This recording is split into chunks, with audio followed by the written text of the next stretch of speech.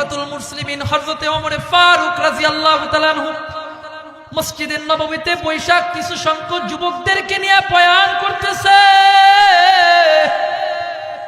কিছু সংখ্যক যুবক খলিফাতুল মুসলিমিনের বয়ান শুনে ওমর ফারুক সুন্দর সুন্দর বয়ান করতেছে। আল্লাহর ভয় সম্পর্কে, তাকওয়া সম্পর্কে ওমর ফারুক বয়ান করতেছে। কিছু যুবক ওমর ফারুকের বয়ান শুনতেছে। শোনার পর আল্লাহর ভয় সম্পর্কে খলিফাতুল মুসলিমিন ওমর বয়ান শুনে দিছে। যুবকরা সুন্দর করে বয়ান শুনে যার যার বাড়ির দিকে রওনা করেছে। ইতিমধ্যে একজন যুবক রাস্তা দিয়ে যাচ্ছে। এমন তো অবস্থায় সুন্দর রমণী একটা নারী যুবকরে ডাক দিয়ে বলে, যুবক আসো আসো, আমি তোমারে ডাকছি, আমার কাছে আসো।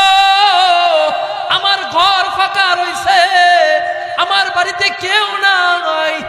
যদি যৌবনের জ্বালা মিটাইতে চাও যুবক আমার পিছে পিছে চলে আসো। যুবকের আল্লাহর ভয় মাথার থেকে চলে গেছে। আল্লাহর ভয় আর সিনার ভিতরে নাই। আল্লাহর বান্দা যুবক মহিলার ডাক শুনে সুন্দরী মহিলাকে দেখে তার যৌবন আর সামাইতে পারে নাই। শয়তানের ফেরে পড়ে গেছে যুবক। মহিলার পিছু পিছু মহিলার বাড়িতে যায়। ঘরের দরজা বন্ধ করে দিছে। ঘরের ভিতরে আর কেউ নাই। ঘরের ভিতরে সুন্দর মহিলার সুন্দর যুবতী খারাপ কাজ করবে, জিনা করবে। যুবক তার শরীরের সমস্ত কাপড় চোপড় সব খুলে ফেলছে। কিতাব থেকে বর্ণনাটা নেওয়ারে বাবা। খলিফাতুল মুসলিমিন যুবকদের নসিহত করে, যুবক আল্লাহরে ভয় করো, আল্লাহরে ভয় করার মতন ভয় করো। অর্থাৎ তাকওয়া সম্পর্কে যুবকদেরকে বয়ান শুনে দিছে।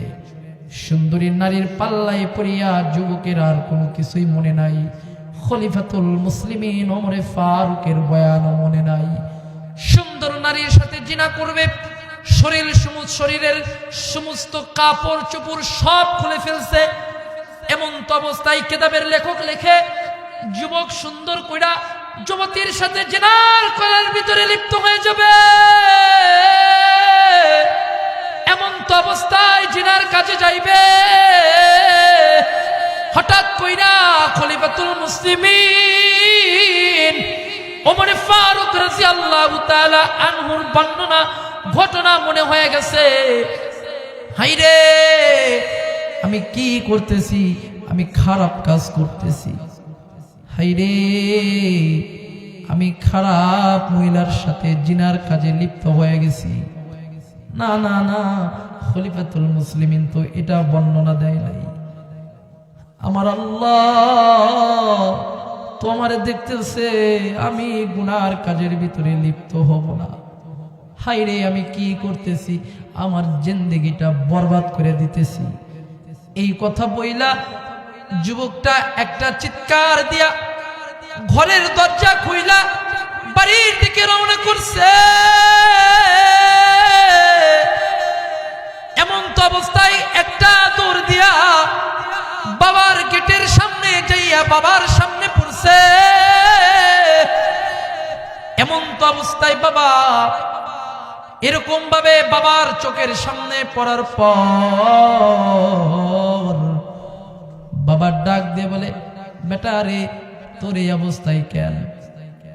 তোর গায়েও তো কোনো জামা নাই, পরনেও তো কোনো লুঙ্গি প্যান্ট কিছুই নাই, কি হয়েছে তোর?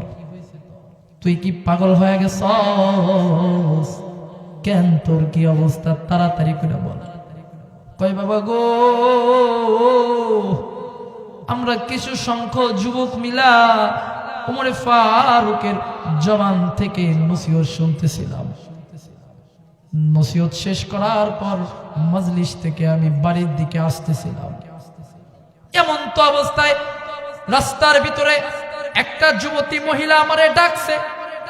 আমি যুবতী মহিলার পিছে পিছে তার ঘরের দরজার ভিতর দিয়া তার ঘরে পৌঁছে গেছি। বাবা,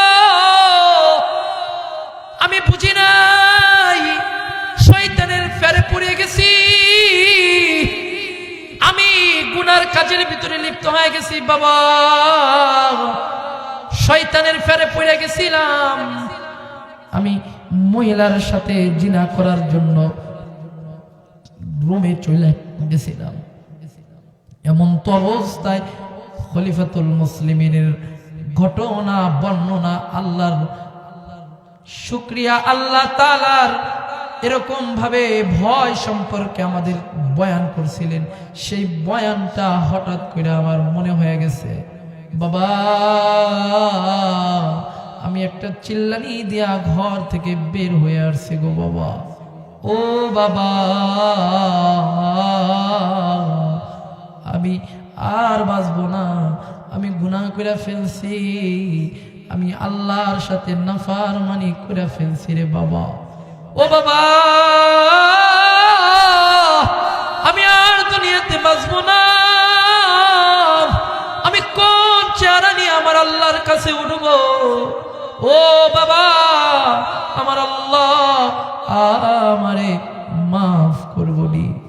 এই কথা বলে আল্লাহর বান্দা যুবক দুনিয়া থেকে চিরবিদায় হয়ে গেছে, যুবকের জানাজা হয়ে গেছে, দাফন হয়ে গেছে, যুবকটাকে দাফন করে দিছে। খলিফাতুল মুসলিমিন পরের দিন সংবাদ পাইলেন আল্লাহর বান্দা অমুক যুবকটা আর নাই। সব বর্ণনা ওমর ফারুক শুনলেন। হযরতে ওমর ফারুক যুবকের কবর জিয়ারত করতে যায়, কবরের পাশে দাঁড়াইয়া যুবকের জন্য দোয়া করে। এমন তো অবস্থায় কবরের ভিতর থাইকা এমন একটা ঘেরান শুরু হয়ে গেছে। যুবকের বাবাকে ওমর ফারুক জোরে ধরে বলে, ও যুবকের বাবা।